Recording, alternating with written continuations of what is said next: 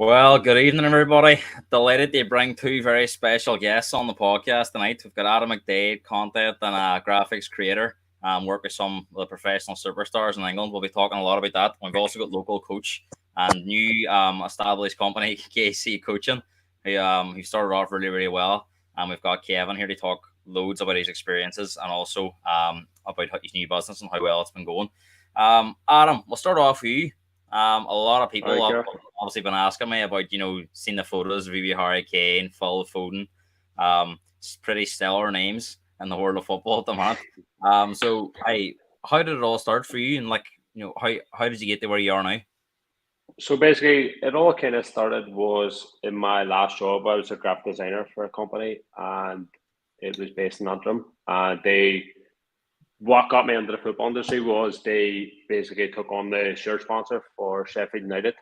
So it was Randox Health. So I was kind of leading that on a design perspective. So, like, you know yourself, Gary, I love football from school and stuff, but I didn't dip out of it. But whenever I started that job and then I started to get back into the Sheffield United stuff, I was like, proper love for it. And then I kind of knew it was because it was like a pharmaceutical company. It was kind of shit design stuff, but then once I started the football kind of stuff, I was like, this is unreal.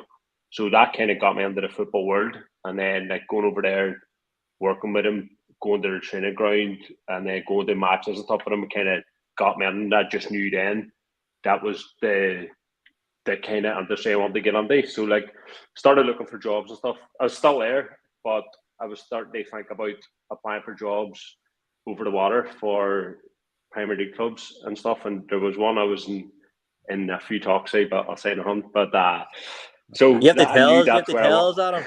You have to tell us. I had a few talks with Everton, a few interviews with Everton, but I didn't go for it and end up. But that's what I knew. Is that because you thought they were going to go down, or? Part of it, they know it was all about the new stadium and stuff, and they know it was more. It wasn't as like hands-on, like match day kind of stuff and all that. It was more like commercial. So I was kind of like, it's not them to say I want to get into. So then I seen the company that I work for now, Stat Sports. So I seen a job come up for that, and I remember sitting in my work and I said to one of my mates, who's a good Spurs fan, Shay, I was like, "Hey, what's this Stat Sports about?" And they were like, "Apply for that, go for it." So I went for that, and then didn't realize how big it was until I got on there, and like within 2 months, I was on a first shoot with Harry Kane on the Spurs training ground, and just never looked back since. Just constantly uphill ever since.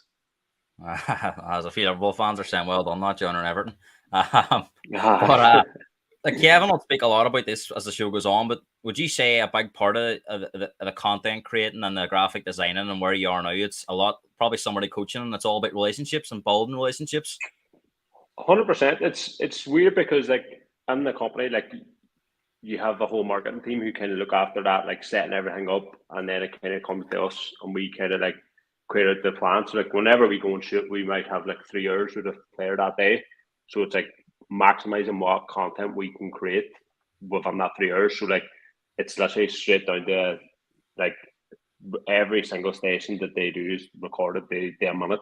So it's like they'll come on, they might do their photography session first, then we'll bring them out on the pitch, do like a bit of TikTok stuff, and then they might do a bit of drills and stuff like that, messing around, and then they sit and do like maybe like a half an hour interview. So it's like kind of fun that way. And then you might get like, sometimes you get like, partners in, so like JD and stuff, and they will come and do their own challenges and stuff. They give them a bit of time to kind of like promote that on their socials. But like, it's class. See them out the every shoot's kind of different. You know what I mean? Like you get players who are good, players not as good, clubs who are good, clubs not so good.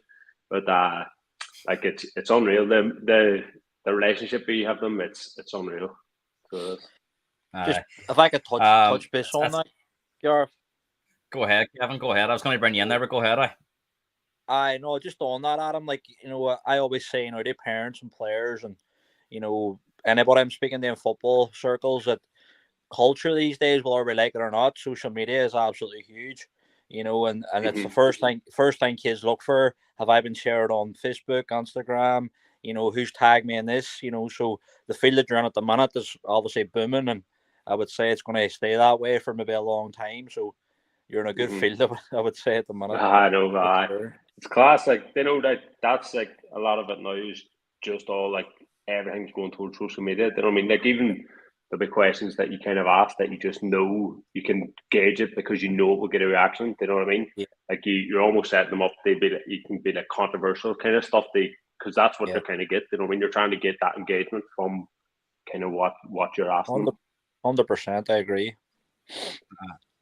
This is kind of where I want to bring the these on because I kind of think the coaching and the not that they directly relate, but I think a lot of them tie in that Kevin's worked with a lot of players as well, and he's speaking about social media. And you were saying about the players coming on the pitch and doing TikToks. So, Kevin, do you think now being a coach yourself, and we'll get into your journey in a wee bit more depth as we go on, but do you think that the coaches have to give the players like a lot of leeway and time to do that kind of stuff? 100%. Whether we like it or not, as coaches, from a football perspective, it's not important for us. It's about the work that we're doing and the work that the players are doing. But culture these days and the way kids are and socially, they want to see these things. So if we can give them that leeway and that bit of freedom, they be a wee bit, what's the word, express themselves a wee bit on those sides of things, then great. Because if the player's happier and they see stuff being shared and it gives them that extra 10%, then why not? Do you know what I mean? Some coaches, older coaches, some will call them dinosaurs and stuff like that, but they probably want to stay old school, but you have to move with the times. Do you know what I mean? And being a modern coach, I think that's important, knowing your players, what makes them tick, and giving them that, within reason. Don't let them go overboard in certain things, but if they want to do a wee share, they want tied in a certain thing, I don't see it being a problem, Gareth, to be honest. It's, as I say, it's part of it now, and whether we like it or not, we have to move along with it. Do you know what I mean?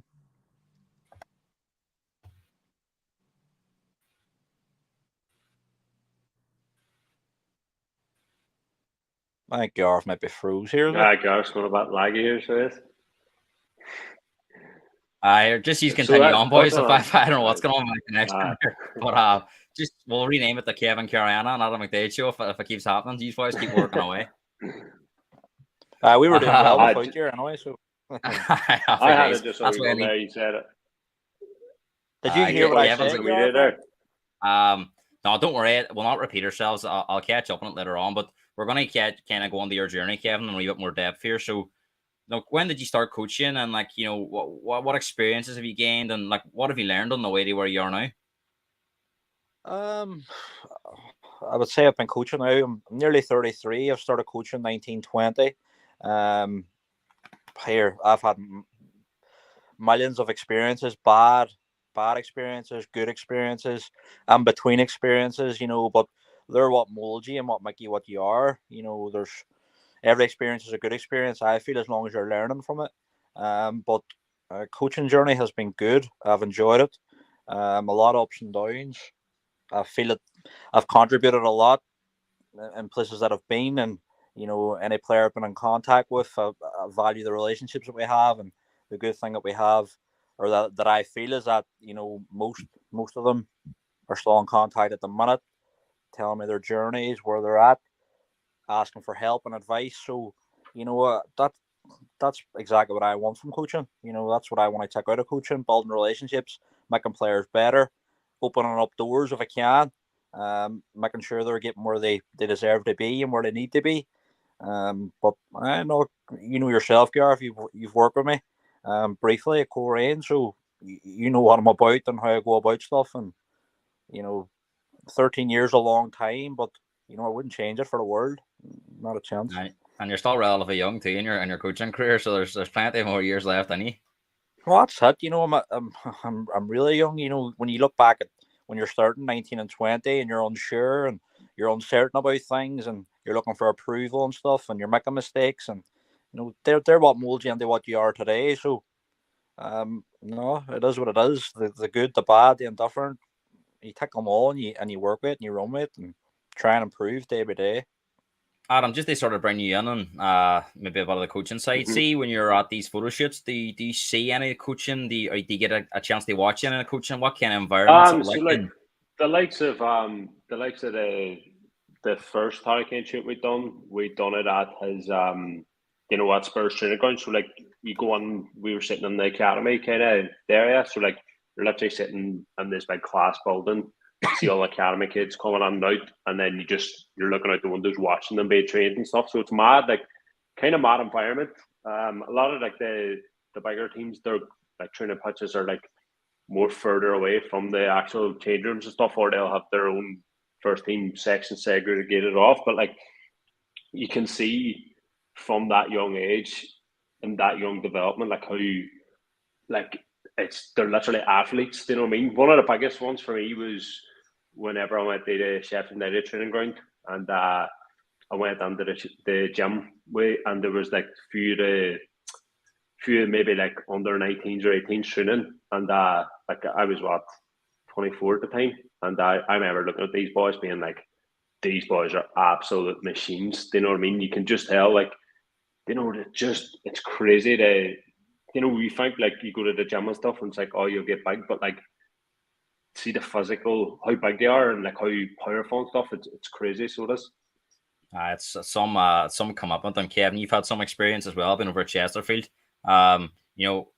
People think football's a glamour life, and of course there's big money involved, and we'll speak about some of that big money later on. But these boys have to work damn hard to get where they are and stay where they are.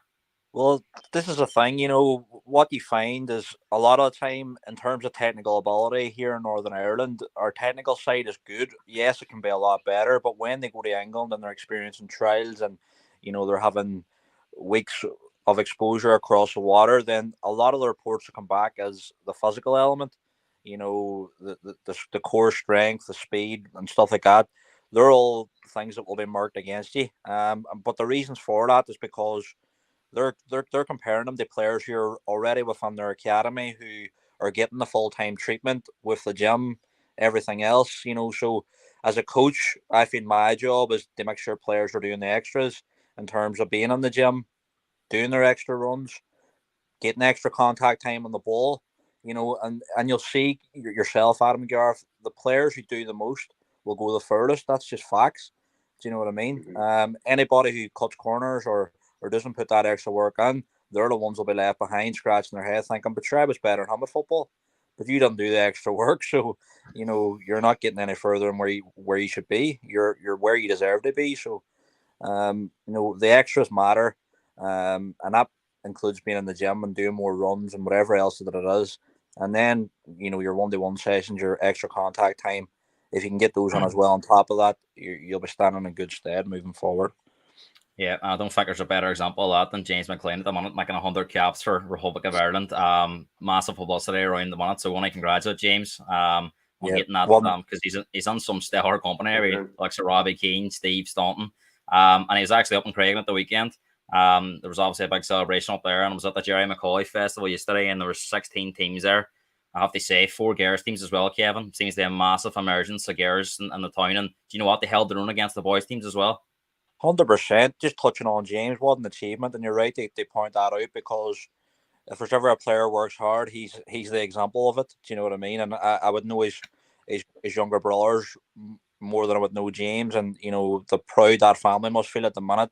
7 people, and the whole books have come through Ireland have only managed to get 7 over 7's got over 100. So what an achievement! Hey, so credit them and fair play. It's great to see, to be honest.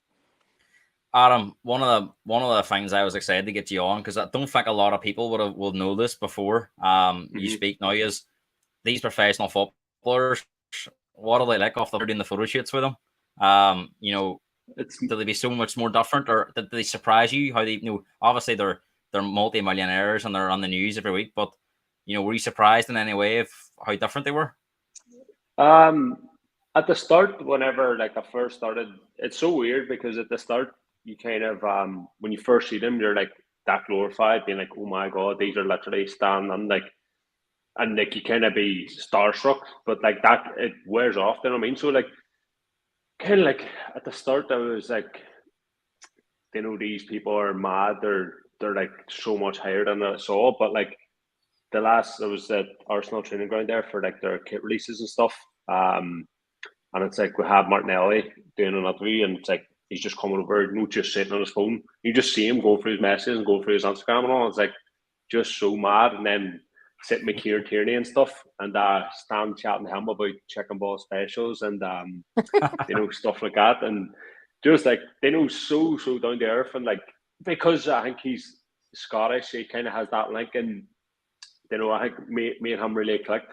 So like some of the other stuff, like just talking about Conor McGregor and stuff like that, and he was telling me that like he would message McGregor a bit, and he got him tickets to the Stroni fight, just stuff like that. Just having normal conversations. Same with like Oxen and Chamberlain and stuff, just like so down to earth. And like, and then another one was like Tyler Adams was like, he came, we were shooting him in Leeds, and he was coming. Then he was like, just after the shoot was read up, he's like, here, do you need a hand cleaning up or redding up and stuff? Just like any normal kind of person, like so down to earth. But you think like they're just you think they're levels above, but at the end of the day, they're humans. And then like another one would kind of stand out was after the Ox shoot was like, we had one of his coaches who he was at the Southampton Academy with, and he's now a coach. And like after that, he could have been anywhere, but he sat up in the taxi for like an hour while we were riding up, just sitting chatting, out of the taxi to his old mate. And it's like, this man probably has about a million other things, but like at the end of the day, they're only humans. And I kind of get to see that a bit more. Don't get me wrong, their schedules are mad busy, but like they're just humans at the end of the day, and they're like us. Do you know what I mean? Yeah, like you've worked with Harry Kane a few times, and I've seen you like you've reshot with so many people. So after you meet people a few times, does it become normal talking to them as we spoke about? And do you sort of think they enjoy meeting people like you because after you've met them a few times, they're talking to you just like they're talking to a normal person, and they're not talking to someone who's completely starstruck? It's good. Like, don't get me wrong, there's been shoots that haven't went as well as others. I'll say no names, but basically, like they don't go well, and it's just the worst experience. So then it's kind of like whenever you get them for the next year or the next few months, you're like kind of planning. Like some stuff's just completely out of your control. Like at that Arsenal shit, like there was a player we had just wasn't great. You know what I mean? But like I can't control that if they don't want to do stuff or they're not up for chatting as much. So like just stuff like that. Like you can never never really know. What way they can turn up. You know what I mean? Is there any one shoot particularly that you really enjoyed, or is there any one player that you really enjoy doing that you have a relationship with that sticks out? See, to be fair, man, I've met so many teams and so many squads. Like the big one was probably the Irish team there, maybe 4 or 5 months ago. Just kind of because I'm Irish, and it's like, oh, like these lads, they represent the country. But the best shoot I think was my very first Harry Kane one, because I'll never lose that feeling. And being on the Spurs ground and driving through their training ground and seeing walking in and Kozlowski's walking past you and stuff, and it's just like, Jesus, what is going on here? But that there kind of, the first one will always be the most memorable, but like probably one of the favorite players I've ever met like is easily Kieran Tierney. Like we're honestly, man, I can't even describe it. See, after he was done with us, just sitting for like 15 minutes just chatting to him, and I was like, right, I was almost thinking to tell him to go or he'd get me in trouble, because we literally just couldn't get it. Like we were just chatting. I was like, right, you need to head on here before I get in trouble for keeping you back, But the first Kane shoot, and as a person, Kieran Tierney, just because we click so well. Yeah. Kevin, sort of same question to you. Like you've been involved for coaches, you say, for 13 years. You've had some great days. Work with Derry Colts, Maiden City, Coleraine, and now you're obviously doing your own thing, which we're going to talk about later on. Anything sticks out in your head? Any even players maybe you've worked with, or obviously mightn't be as well known as Alexa Harry Kane and stuff, but there's I seen Alexa Shawn there with Sign Bay Institute. I know you value very highly, and I know in years to come we're going to hear more about him. I will. Garv, it's a bit unfair. They point out individuals, to be honest. When you've worked with so many players, so I don't want to be talking about individuals too much. But in terms of groups, and I've been blessed, but I believe that I've got I'm a reason as well for a lot of it, because the style of a play that you input and the standards that you set, within your teams, they go a long way. Do you know what I mean? So, any team that I've really coached have always played a good style of football. They've been well mannered, dedicated, and that I've been very, very lucky. A lot of good players, a lot of good parent groups who buy into what you're doing, who trust what you're doing, and if you can get that cog right with a three, the coach, the player, the parent, and get everybody singing off the same hymn sheet, then very rare you'll steer wrong. The Derry Colts, you go back to that one. There's a lot of players on there now playing at really good levels within the Nuffle, and with different clubs, Stu Coleraine, Derry, um, Maiden City. They're all playing at good levels with good clubs and good coaches. So, I take pride in that. And then that their 06 age group, and then the 04s with Maiden City. There wasn't a team out there that they wouldn't compete with. And they I don't. have to say, Kevin, they played some of the best football I've ever seen at that level. They were fantastic to watch. No, I appreciate that, and I would echo that as well. You sometimes have to just admit, whether it makes you look as if you have a big head or not. They played outstanding football, and they were a great group of kids. Really bought in for the majority. I got them maybe lit on, and I signed a lot of new players within that group, and then they bring all those different personalities together and make them a team that they were. I do take massive pride in that. So and I get on so well with every one of them still. So it's really, really good. But as I say, they didn't play in the best league, but I would say that they were one of the best teams around at that age. And that's credit to them. Do you know what I mean? And then I had a brief experience at Coleraine where you're probably going on too late with a group of players. Gareth, you were there on that journey for the majority of it.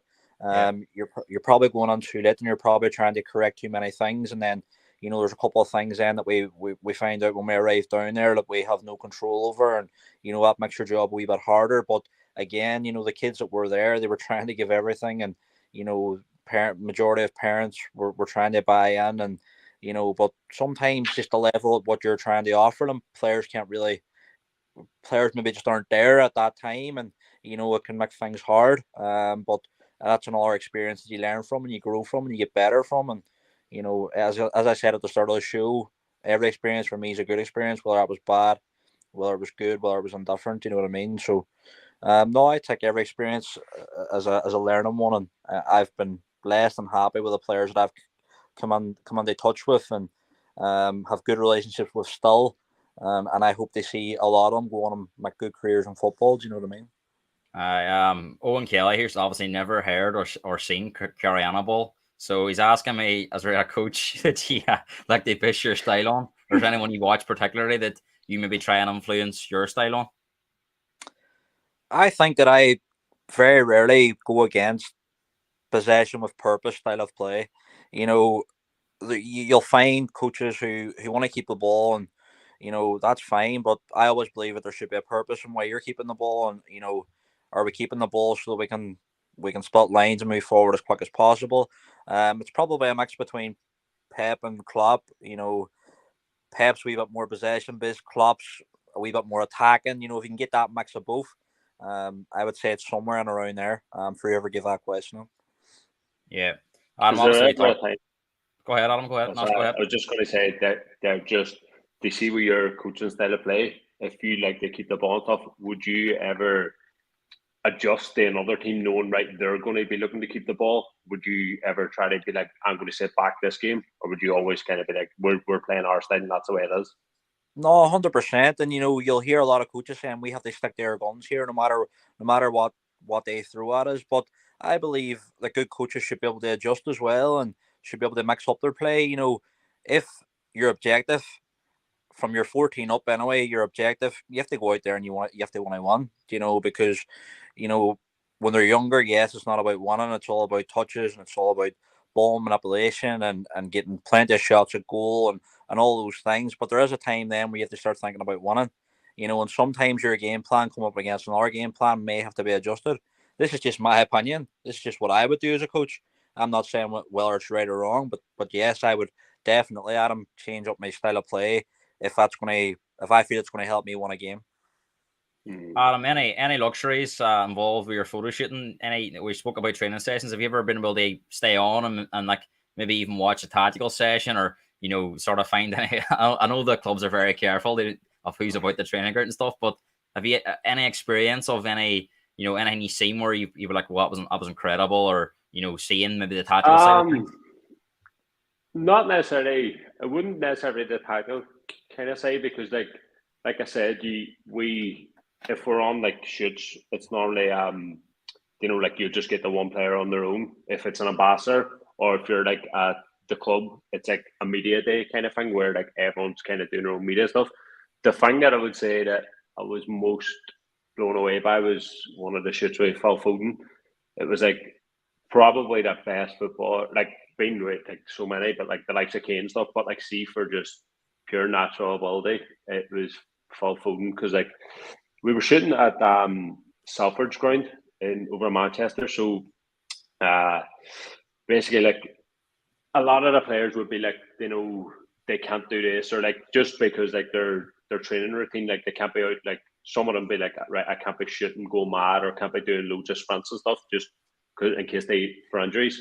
But I think Phil was a bit more relaxed about it, and his agents were happy enough with it. So like, there was one of the it's Phil. It's not Foden. It's Phil. You know him personally now. It's Phil. What can I say? What can I say? You've seen the handshakes, do you know what I mean? So, I was going to say, go and show us the handshake. I seen the wee handshake he's done. Is that just for you and him, or is it got other ones for different people? What can I say? We've had many, like, but no, he was like one of the drills we were getting. We were shooting an ad with him, a TV ad, and it was like we had to throw the ball, and like he would have chested it, took it down, and shot, right? But like none of us were kind of expecting it. So like the way we just threw him a ball in the air, and like the way he chested the ball, man, I can't even describe it. Took it in the chest and like flicked it over and just smashed it in the volley and just rattled the bar. And he was like, we were like, oh, that's sweet, unreal. And he's like, no, he's like, done it again. He's like, I don't want to leave until I score a rocket. And like, see, just it sounds so stupid, man, but see, just watching him drill the ball, and just the power and accuracy behind it, mad. And then the other one would probably be that last Kane shoot there a few weeks ago. Was we were doing, like a top hands challenge. So like do it from 6 yard line, penalty line, out, and man, see just watching Kane drill them top corner too. Scary. Like, you think when you're standing there in front of them, like it's like, oh, these are class. But see, when you actually watch them do something, it's like you understand why they're so good, if that makes sense. Was that just after he had the 2.67 record break you were making as well? It was just after that. So we were meant to shoot the Arsenal stuff the day before it, and then the Kane shoot the next day. So we were in London for a few days. But then Arteta gave, just after the Newcastle game, I think they went up to Newcastle and beat them. And so Arteta gave them another day off. So that kind of messed our shoot. So I had to go and lead the Arsenal shoot in the morning. And I was like, I probably won't get to the Kane one. So like, I had to go from Arsenal training ground, finished that by 12 o'clock, and then straight on a taxi over to the Harry Kane one. Just that was such a surreal day, just because I had to do the both, you know what I mean? But just going from to be fair though, Adam, you probably have worse mornings than going to them two places, like, so it ain't as bad as 100%. It's mad, like, just see I can't say it's enough, see the environment that them lads live on, just so down to earth. But like, you like just doing a shooting, you see like Smith Rowe and Shaka standing beside you playing darts at an hour like we set up, you know what I mean? Like both of them picking a hand at each other, and then Saka just walks past, and then Saliba's walking out of here and not sick, and then going into their media room, and the girls team are sitting having their lunch, and the kit man's packing all their kits because they're playing a game that night and stuff, and just seeing all their stuff. And the big, I know I'm rambling on, but the big one for that was the Arsenal kits, because they were releasing them that day and doing all the photography and stuff for it. So obviously you're seeing all that stuff. You're seeing the players getting all their images taken of that, and obviously can't be saying stuff like that. But like they were just seeing that behind the scenes kind of stuff that hasn't even released yet. I think it's unreal. Yeah. Kevin, something Adam was speaking about there was Foden there, and he's his ability. I think he does have that natural ability as well, but he's worked hard. His close control is excellent, and the way he moves, I think, is incredible. Are them all things for you looking at a player? And is that something you try to develop as a coach? 100%. With the players with a natural ability, you just want to touch on it, and you want to keep them at it. But It's getting the players maybe are a wee bit lesser than that. Can you turn them C players on the Bs and Bs on the As? And a lot of time when you're looking for a player nowadays, from what I learned anyway, it's about looking and seeing is there room for improvement over the 3-4 year period where they're going on the academy, going on through their scholars, 1-2 year scholars and stuff like that. Have they got the room, the tools there and the room for improvement? They get where they need to be at, maybe 2 years down the line. Sometimes it's not about looking for the final, the final product, Garth. It's about looking to see the potential, and if they can add the gym every day and they can add the full time environment, where can that player be, realistically in 12 to 18 months? Do you know what I mean? Yeah, and I think that leads us on nicely there. We'll come back to your coaching adventure, Kevin. But yeah, you've been working a wee bit there with talent identification. So for anyone who doesn't really know what that's about, can you explain what it was you were doing and what personally you look for in a player when you're reporting back to the company you're working for? So basically, talent identification is just a posh phrase for scouting. In the olden days, it's called scouting, and now it's called talent identification, talent ID, for short. That opportunity came up via a friend who became an agent in England, and worked for a big agency based in London. And obviously, via the link with me here, coaching and networking over the last 10 to 13 years, always would have had a decent eye for a player. Always felt it was decent at recruitment. The recruitment side of it was obviously because of maybe the respect people and parents and players had for you as a coach, and they maybe wanted to be a part of that, and maybe I could offer a service for them. I would say that's why the recruitment side of it was probably strong from my side. But getting back to talent ID, so my friend was obviously based there. He felt that there was an avenue for me to be out here looking at players in Northern Ireland and the Northwest, and maybe some games in the South as well, depending on if he had someone that they wanted looked at.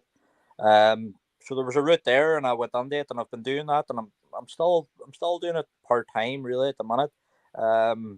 Over the last 12 months, and we're able to give players some opportunities to go across the water and experience trials at clubs in England, and I think we've got maybe 6 or 7 on the books via what I was actually doing. So no, it was a really good experience. Would I say I enjoy it as much as coaching? Probably not. But it's definitely good to have another view of the game, and looking at different things, and it helps me in my coaching journey as well. So no, it's something I enjoy doing, but coaching's my priority, to be honest. It's funny. Transfer deadline day is coming up. I've got you. He's got Kevin. You've got agents involved in football. Adam's got personal contacts of players. I wonder on deadline day, will you boys get any inside information on any moves that are happening before it happens? That'll be an interesting one. I'm not allowed to do any bets. We've heard a lot of, seen a lot of that in the news. We have Tony being punished. But Adam, coming back to you, who's the one player you'd love to do a photo shoot with, and what do you have coming up in the next few months? Whenever you say that, it's tough, man. It's a good question, because I kind of think like, who would I want? But because I work with so many good people, it kind of like, I don't get that like, oh, I really want to meet this, because I never know. And I could get a call and be like, right, in 2 months' time, right, we're shooting with this person. Do you know what I mean? It's like I was wanting to meet them. If I'm being honest, probably one of the big ones, like maybe Jude Bellingham or the likes of Haaland or something. I think just, you could say, or Messi and Ronaldo's too, like, but just someone I think who's kind of on the rise and like at the top of the game. They would be the big ones. And like, we were shooting my Ox, and then we went to the City and Dortmund game that night in the Champions League, when Haaland's first game went back against them. Like, it was unreal seeing them, but like, I don't get that like blown away by any player anymore, just because it's like you're in that environment all the time. You know what I mean? So probably, if I'm being honest, I'd say Bellingham or Haaland. I think. Can't argue with that, can you? Do you much enjoy? No, you can't. Do you much more enjoy the play? Like, do you look at more characteristics in terms of if they're better crack, more towards their fame and stature? There's every player's different. Like, you know what I mean? It's like Harry Kane, the most professional person I've ever met in my life. Like, so down to earth, so sound, but like just so professional. And then you can go to Phil Foden, who's like unreal, good crack, loves to just play football. You could tell he was like a kid with a ball. Do you know what I mean? Just loved it. Those are like you get it's like walking out in the street. You just don't know what any players like. You know what I mean? You get the quieter ones, you get the ones who kind of just want to get it over done with, but then you get the ones like Kieran Tierney who just sitting chatting off for ages. I would say Grealish might be a good one. Don't know. Like, it's one of them ones you just don't know. I'd say it would be good crack, but what I need to get out of him, would I get it out of him? I don't know. You know what I mean?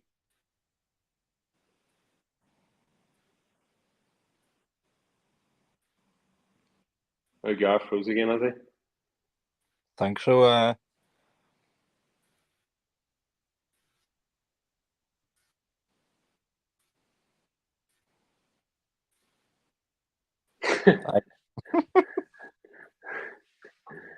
Just froze up. Is there anyone you would like, Kevin, or like who you've met, or that you would like to meet, if you could? Well, obviously, I'm really good friends with Shane Duffy, so I've been in and around the football environment and around pro players quite a bit. You know what I mean, Adam? But, and you know, a lot of people at Shane associates himself with down the earth like him, and you know, quite like us, normal people, and stuff like that. You know what I mean? So, look, I have been in the company of a couple of arrogant ones as well through those circles. You know what I mean? But no, there's nobody that would. I'd probably love to meet Gerard because I'm a Liverpool fan, and you know, he's my favourite player growing up and stuff like that. You know, but no, I never really think about things like that, Adam. To be honest, Kathy's asking, is this your dream job, Adam? And Kieran Preston's giving these That's two my boys praise. Is it? And Kieran Preston saying, well done, lads. She says, well done, lads, keeping the show going. Definitely, Kevin. I think you'd be a great second host if I ever have any trouble. Don't know what's happening with my wife tonight. I swear to God, I've done hundreds of shows, never had this problem once, so I suppose I was bound to get unlucky sometime. Kevin, we're going to start talking about your new adventure. You know, I actually had a lot of publicity. Probably surprised you how much publicity that it's had, because I know you're quite down to earth as well. But how's it been going? And you know, what was the main reason behind starting it? Because I know speaking to you over the last few months, you've had different opportunities. To be honest, I never actually, I don't know if we were ever talked about this, but I always thought this would be something that you'd be really, really good at. One, because you're a very, very good coach. Two, you identify what players needs, and three, because of your reputation around Derry. So you know, what brought it all up? I think timing, Gareth, is probably the most important part. Over the last few months, a lot of changes came into my life, and you know, I made a decision to, you know, not walk away from my job, but you know, I left my job in good terms, and hopefully that's somewhere I'll be going back to very soon. Decided to take a career change and move away, for different reasons, but in terms of KC coaching and me doing 1-to-1s and stuff like that, probably the reason it didn't happen until now is because I've always run my own teams. You know, I've always had my own team right throughout the 13-year period. And, you know, for me to have a second focus and not be giving that team my full attention, I didn't feel that was something that I could do. You know yourself, Gareth, you know about me. And if I have a group, I give them my maximum. You know, it's a full-time job on top of my own job. That's the way I see it. And I feel that's the only fair way. Do you know what I mean? Whereas if I'm splitting my time between, who have I got on this week for 1-to-1s or what have I got going on with my team, then I'm splitting my quality, you know, to where I'm giving it. Do you know what I mean? And that's not something I wanted to do. I wanted to make sure that players within my group, parents within my group knew that I was giving everything to make their players better. Do you know what I mean? So timing's probably why it came now. You know, I've got a bit of time now over the next couple of months. They really delve into it, you know, and really give it my all and see what happens. The reaction has been unbelievable, to be honest. You know, the support, the shares, the likes, the comments, the bookings, you know, for not even being a week old, it's surpassed my expectations, to be honest. I always felt that maybe I could do okay. But to have the reaction that I've had, you know, I can't thank everybody enough.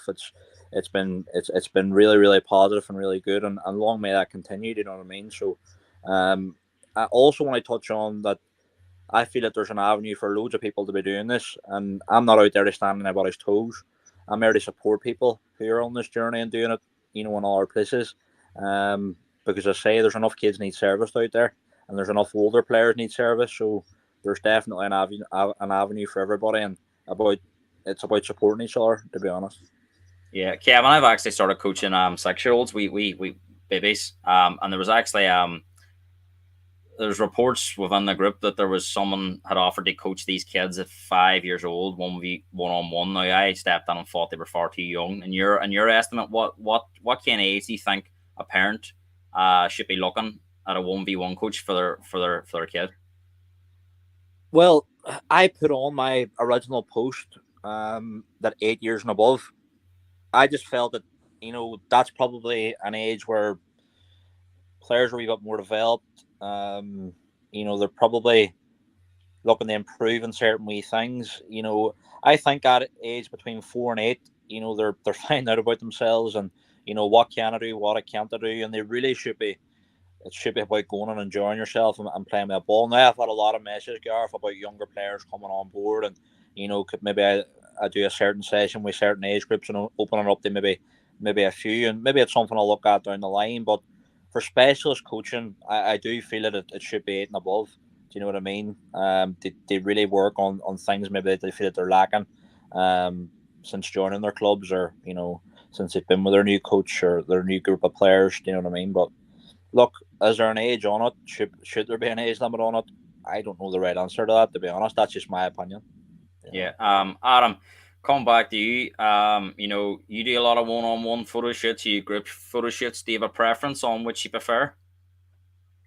Not really. Like, probably like the stuff like the way to kind of split that question is like if we do it with teams or we do it like individual ambassadors, then I mean, so like we might just get Harry Kane, but it might be in Spurs training ground, or we'll get like the full Arsenal squad.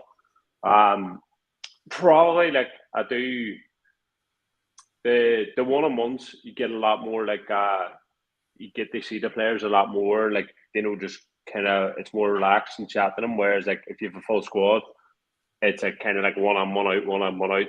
Like you'd be chatting for about doing an interview 20 minutes, and then they're on doing UGC or doing other stuff. Do you know what I mean? So like I like the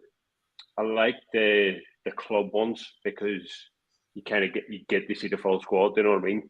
Whereas like out of that Spurs squad, I've seen what Kulusevski and Kane. Do you know what I mean? Whereas like the Arsenal, I've seen the full squad, met the full squad. Yeah. Do you know what I mean? So I probably prefer the team ones. So I do think they're a lot better. What was it like scoring a penalty at the Emirates? I know. I've seen your video online. Did it feel like a wee bit like a wow factor? Lad, it's a bit mad. Like that was my first year at it. We do that every year, so we do. But that was my first year over at it this year. It's a bit mad because it's kind of like you do. It's for like kids who buy our pod. We have a sponsorship with Arsenal, so like if you buy the Arsenal pod, you can basically see their players, the Arsenal squad stats and stuff. So it's kind of like whoever performed well, who has that pod, got selected to go and do it. So it's like full pitch day. So they do like full match day experience. So they come on, the change rooms get changed. Then they come on, like the Sky Sports rooms, kind of do like a pre-match interview.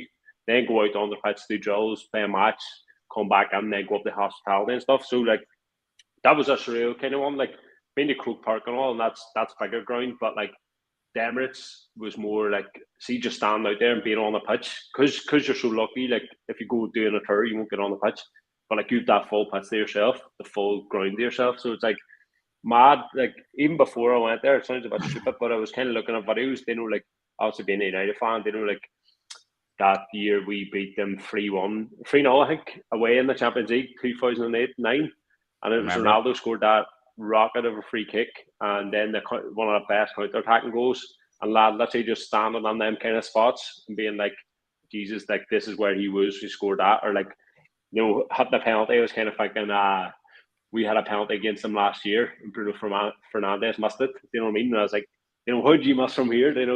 Kind of stuff like that. I actually seen you actually hit the bar with one of your penalties too, so it's not as easy as it looks. That was one of the later ones. I scored about 10 before it. Oh, he But scored no, 10 just before. we stuff like that. Like it's surreal, and just being up in the country and stuff. Then kind of like seeing where Jamie Carragher and Gary Neville all sit, for like Saturday Night Football and stuff like that. So like stuff like that's surreal. But then at the end of the day, like I always kind of just try to refrain back and be like, look, it's a stadium. You know what I mean? Or like we're all kind of humans at the end of the day. But it's mad experience. So it is. Before we kind of move on and talk about the main topics in football at the minute, Kevin, just one thing Adam mentioned there, he spoke about the kids, and getting rewards and the players maybe going and visit them. Community work's a massive part of football. At all levels. We've been over to England and we've seen with Chesterfield the kind of community work they do. How important for you as football clubs and communities relationships? The most important. I'd say it's the bread and butter of football. Do you know what I mean? Without the communities and without the clubs within the communities, then where would the kids go? Do you know what I mean? And that's their starting block. For anybody before they enter academies or whatever, wherever it is that they may end up. So the community football and the community clubs and everything are absolutely vital. The long term development of each player. Do you know what I mean? Because that is their starting block. Yeah. Lads, one final question. And this is the both of you. We'll start with you, Adam. Where do you want your journey to go in the next in the next 6 to 12 months? I'm not going to ask you. I'm not going to be a Simon Coyle and go, where do you see yourself in 5 years' time? Because, how can anybody answer that? But just sort of over the next maybe 3, 6, 9, 12 months, like what would you like to do? And what would you expect maybe? For me, kind of like it's surreal because it's like just like a path like that. You know what I mean? Like just the players you meet, kind of like, let's say it wouldn't change a thing. Just kind of keep on going. Don't get me wrong. I'd love a few. Don't get me wrong. I'd love a wee Real Madrid shoot or something across the more on the Europe. But that's, I'm not asking for much, am I? But just something like that. I'd love, but just kind of keep the same steady path. Keep going in the right direction. Meet those new people, and hopefully all shit's go to plan. That's it really for me. You're on an upward curve at the moment. It's brilliant to see, Adam. Kevin, how about you? KC coaching just started off really, really well. How do you see that going over the next few months? And where would you like to be maybe this time next year? I know it's cliche, but you do just want to take it step by step. You know what I mean? You don't want to look too far ahead because sometimes you can get burnt whenever you do that. But keep building slowly, and that's in terms of KC coaching. For me personally, I hope it's an exciting few months ahead. Hopefully, link on with another club. With a lot of opportunities before I decided to move away and turn down a lot of opportunities, and hopefully doors will reopen again now that I've moved back up to the area permanently. But yeah, in terms of KC, slowly but surely, just keep providing a service to the players which they're happy with and which the parents are happy with, and eventually join back on with a club and provide a service there. It'll be full time KC, I would say, over the summer period. Do you know what I mean? But when kids return to school, then it will drop down to part time, and I'll do it, partly then during the week and some weekends and stuff like that. But I'm not looking too far ahead, to be honest. Just take it step by step, day by day, and let's see where it goes. You know what I mean? Who knows? Look. I know you're only starting out, but can we expect any videos coming up in the next sort of wee while of any some of the sessions, even wee snippets here and there? Of course, no, 100%. Don't want to be giving away my secrets, you know what I mean? But no, of course, every kid that I've had and every player that I've had, there's been really positive feedback, and I've had really nice messages, and hopefully there'll be some reviews posted this week and stuff like that. But video and sessions is definitely something that'll be happening over the next couple of weeks. Yeah, lads, we're going to move on and talk about just obviously the build up to the new Premier League season. It seems like it just finished, but time's flying on. We're coming on to the start of July now. Pre-season, as you said, Adam, isn't far away. Just how do you see as the sort of favourites the challenge this year? And do you have a surprise package? How about you, Adam? It's weird. I don't know if that's just because I work with Arsenal a bit, but I genuinely do. I do think the signings they're making is what they need. You know what I mean? I kind of think they're, might sound a bit mad, but they know that kind of when Klopp came on to Liverpool, that kind of second year where they were building and building and building. Well, I think this might be the year now that Arsenal actually. Don't get me wrong, there was a good chase this year, But at the end, I think now hopefully Arsenal will not hopefully, but I do think Arsenal will really push on, like the Havertz and stuff getting on there. I see Doc McCuskey, he'll be buzzing for See, me. But I think that's what happens when you've got that kind of relationship. Because I know you're not an Arsenal fan, but 100%. because they've been good to you, you almost sort of want them to do well. And I think Kevin Aye, spoke about that earlier. The relationships in football that can kind of come under it as well, Kevin. When you've got a good relationship with a team, you kind of want them to do well on the side. Oh, 100%. You know what I mean? In football, relationships is everything. Networking is everything. And, you get wee connections. Sometimes it's unexpected. And, you follow their journeys then after that. But, look, Doc's putting on up the Gunners here, I can see. It But doesn't take long, uh, Adam. they've, they, they have a lot of work to do to challenge City. And everybody's got a lot of work to do to challenge City. Do you know what I mean? Thanks, Kieran. I'm sure the boys will say the same. There's a wee good luck message for the two E's. Good man. I so Arsenal. I think as well when you say about a surprise package, I think a lot of people are expecting them to drop off. But Adam, you've got a wee bit of an insight, and they've been around the training ground. Is there a really good morale there, and you sense like a real strong spirit that they believe that they're just starting, and it wasn't just a one-off season where they're going to start I do falling back in? know. I genuinely think like whenever like what am I? They know, but like they know the atmosphere was bunching. They know like you could tell they're all really close and like they all really get along. Do you know what I mean? But I don't know. There's just something about them this year. I think they're making the signings that they need. Or like if I'm comparing it to United, being a United fan, it's like I know where the holes are. You know what I mean? Or I can tell right. We need a new keeper. We need a striker. Whereas I think Arsenal are going out and getting that stuff done. So that's why I kind of think they've kind of got a bit of experience this year with it, but I think this year with the right signings, I think they'll really push on. Yeah. Kevin, what about you? Man City still the favourites? Or do you think this Declan Rice transfer is massive for both clubs? Which way does it go?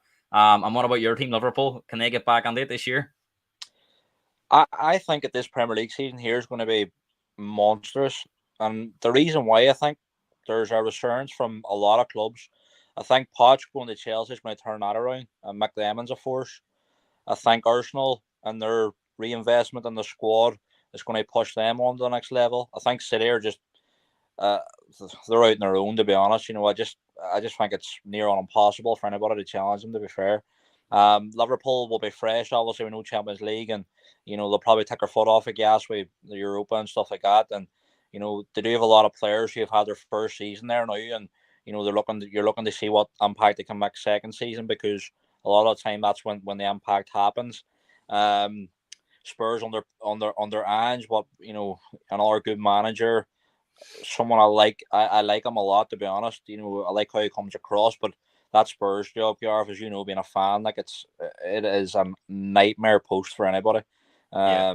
And then you've got Ten Hag with United, who has balled really well. Had a good season last year, won the cup, getting Champions League, and then you can't forget about Newcastle. Really good young manager Eddie Howe, who I think is one of the best young coaches around. Who's brought a team together. Who I think that they will challenge for the league in the next 2 to 3 years, in my opinion. Owen's saying about Thuram here, obviously heavily linked with Liverpool. Have you seen much of him, Kevin? From what I've seen of him, he's the kind of player that Klopp likes. He's very strong, athletic, physical, good on the ball. Would you think he would be a big signing if he was to come on? He's like a young Wijnaldum from the what I've seen. He's very box to box. He seems neat and tidy on the ball, and we definitely could be doing with something like that. McAllister's more a 8-10 slash player. Do you know what I mean? He'll go, I would say, halfway line the net, but Thuram looks a bit of an all round package. But who knows? Let's see what happens. I wouldn't be spending too much money on these younger players who are not proven, to be honest. But we'll see. Adam, Man United. Obviously, a lot of people are saying what they need. There's a lot of talk about the takeover. Maybe that's why they're not signing as many players. Looks like they've at their limit. We miss a Mount. They're sort of playing a game with Chelsea, as in they know where he wants to go. They're trying to get that money down. Do you see United going to the Emirates next year, like you said, and maybe repeating the past and see them strolling up there and scoring goals? Or you think they've a lot to do? Don't get me wrong. Like that's probably why I didn't say United as a surprise package, because like there's so much going on with the club. It's like I don't even know who's paying for these players. They know if we're going to make them. I think number one, the club needs to get sold straight away. Then you can have a clear budget. You know everything, because at the minute you don't know who's buying what player. You know what I mean? I think if we nail down the players we want, so like I said, we need a keeper. I think we need a backup centre back, normal fielder, definitely a striker, and build more of a squad. I think we could possibly be that surprise package. The only thing is the likes of the budgets. I don't want to be going mad spending. Like, if we can't get Mount, move on, get someone else. You know what I mean? We're always going to be helping that United tax. But like, so far, I think the signings Ten Hag's made are decent. You know what I mean? Anthony's a bit questionable, but like, there's a player on there. But I think give him the money he needs and kind of trust what he's looking for. Adam's saying, is there any way you can get Kane to Old Trafford? I know you know him, but just in terms on that, now I know he's not going to be telling you too much, obviously, but do you sense, when you're doing the photo shoots with him, that he's happy at Spurs, or maybe that he wants to move? Do you read anything? Can you read the room there, or is it very difficult? Probably no comment. Honestly, I cannot say fuck all. I honestly can't. I can't say. I'll ask you anyway. Kjar's saying it'll be a circus at United until the ownership sorted. Obviously, that's a big thing, because if they get these Qatari owners, they're going to have a lot more money to spend. And we'll actually talk about that, because there's a lot of crazy money being involved in the transfer market. Kevin, where do you stand in this? We're seeing Declan Rice maybe at 100 million won't be enough to get him. I'm a big fan of Rice. The Enzo Fernandez transfer in January kind of inflated the market for all these midfielders, and then we've seen Bellingham move for 115 million. For you, especially being a Liverpool fan, Liverpool are reluctant to go to them prices for players. So, do you think we're in real danger here, where every kind of player is going to be it's going to be a 60 or 70 million transfer eventually? Look, you can compare to what we spoke about at the start of the show about culture and things changing and stuff like that. In terms of social media for players and whatever else. But prices is another one. It's these things just change sometimes, and unfortunately, then I'm glad Liverpool don't delve into these mad prices. Yes, sometimes you have to make an exception, I feel, for the right player, but it's going to be chaos, Gareth, in terms of prices over the next of years, because of the money that's coming under the Premier League, the ownership that's coming under the Premier League, and it definitely needs financial fair play to be keeping a strong eye on it, and regulators and whatever else, because you don't want to take the buzz out of football as well. Do you know what I mean? But no, it'll be mental over the next couple of years, I would say. Yeah. Adam, how about you? We're seeing I don't want to say average players, but we see the players that maybe going now for 50 or 60 million that wouldn't be classed as the world class players. Seeing Mount there, possibly 60 million. I wouldn't put him on that bracket of a world class player. And Bellingham went for 115 million, most expensive British player of all time. Obviously a massive prospect, very, very good player now. Liverpool pulled out of the deal due to finances, but people forget he's only 19. Should a 19-year-old be going for that kind of money at 100 million? It's mad, because if you look at transfers over the years, it's like whenever United sold Ronaldo for 80 million to Real Madrid, there wasn't one question about being like, Jesus, and that was a transfer the record at the time, and I don't think many people were like, he's not worth that money, because how far it was. Then I think what completely broke everything was whenever we signed Paul Pogba, and clubs are looking, being like, that man is not worth that money. You know what I mean? When you could got Ronaldo for that price. So I think he kind of broke it. But now, even the likes of Mason Mount, it's 1 year left in the contract, and you're nearly forking out 60 mil. It's mad money, when realistically, probably 1 year left in the contract. Back in the day, that would have been about 25, 30 mil max. You know what I mean? So I think United got Van Persie for 20 million, didn't they? When he had a year left. You know what I mean? The standard of player for that amount of money, but it's the same way everything gets inflated. But there's just that much money being pumped in, and I don't know how I feel about it. That say where Newcastle can go from literally relegate, just avoiding relegation, being bought over to getting Champions League. You know what I mean? Just sorely off money being pumped on the club. Don't get me wrong, I don't think Mike Ashley was great, but it just shows what money can do if it goes to the right people. Yeah. Obviously, probably the biggest talking point in football at the minute, and we're going to finish with this, is the Saudi invasion that's been called. We've seen Benzema go there for He's getting a reported 200 million a year. Kante's gone there, reportedly 100 million a year. Neves was obviously a big talking point because he's 26. A player that's not seen as in the back end of his career, possibly in his prime. He's went there. But I think the big talking point at the moment is that Chelsea seem to be selling a lot of players there. Kevin, there's a possibility they could be shifting 6 players to Saudi Arabia, and the argument does we see me Neville and Kjaer there that could be pulling them out of a hole for FFP. So do you think the football you spoke about it is in desperate need now of a regulator? Because if they're able to shift 160 or 170 million to clear off their FFP, and then they're able to go and spend mad money again, that's not sustainable for the rest of the teams. Well, in my opinion, see, as long as it's regulated and financial fair play can stand over it, it shouldn't matter what country the money's going to. Do you know what I mean? As long as it's done correctly and it's done above board, then I don't see it. But I think the argument does that Todd Bowley has connections in Saudi Arabia. That even though he's American, he has been funded by Saudi Arabians as well. So it's almost it's working in their favor. And there's also talk I'm hearing as well that Ruben Neves could possibly be going on loan to Newcastle. Now, I don't know how true that is. After I'm just making that move, making that move for 47 million. He wants to play in the Champions League, but obviously the money's too much to turn down. But there is a way out of it because Newcastle again are Saudi Arabian owned. There's a possibility he could go there on loan. So we're getting into dangerous territory then, where the integrity of the game could be questioned, Kevin. 100%. And I did touch on it about regulators and stuff like that. It's massively important now that everything is being checked, everything's above board, because we don't want to take what we love out of football. Do you know what I mean? And if it starts going that way, where it's all about money and decisions being made without thinking about the consequences, then all you'll be hearing about is court cases and clubs who are now being penalised points-wise, money-wise. And we don't want to be hearing that stuff. We want to be hearing about how good the game was at the weekend, or the goals that were scored, or whatever else. I know from a football perspective, as a fan, I don't want to be hearing about that, don't I? I want to be focused on the football and what's happening on the pitch. Yeah. Obviously, Adam, the biggest boxing fight seem to be in Saudi Arabia. The golf, now the Love Golf's come out. There's also talk now about a tennis exhibition event there where it's a non-ranking event, but they could pick up £1 million prize money for the winner. So they've heard now there's possibly tennis players ditching events in the UK or hard parts of Europe. And yet they bring some balance in.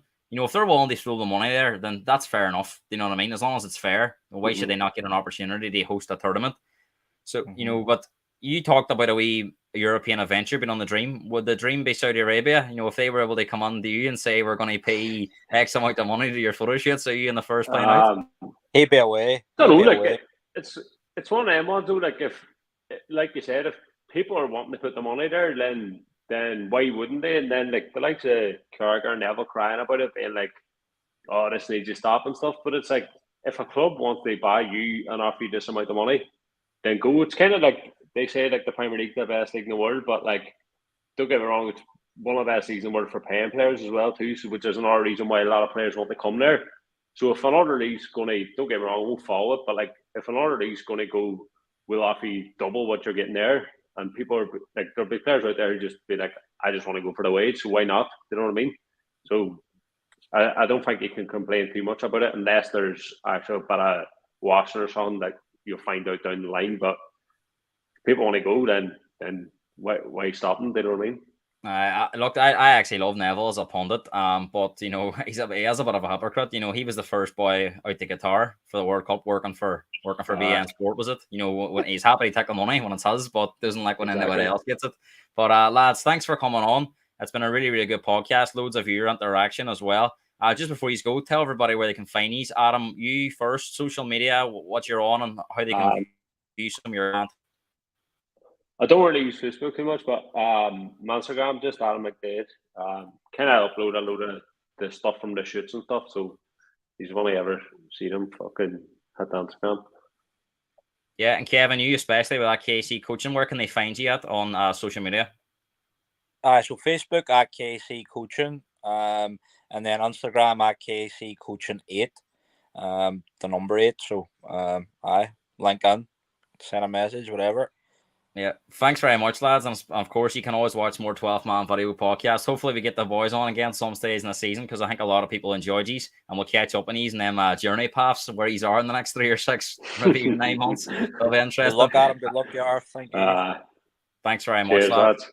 lads. I remember to like, subscribe, and follow the YouTube channel at 12-man podcast. Boys, thanks very much, and I'll see you soon. No problem. Cheers, lads.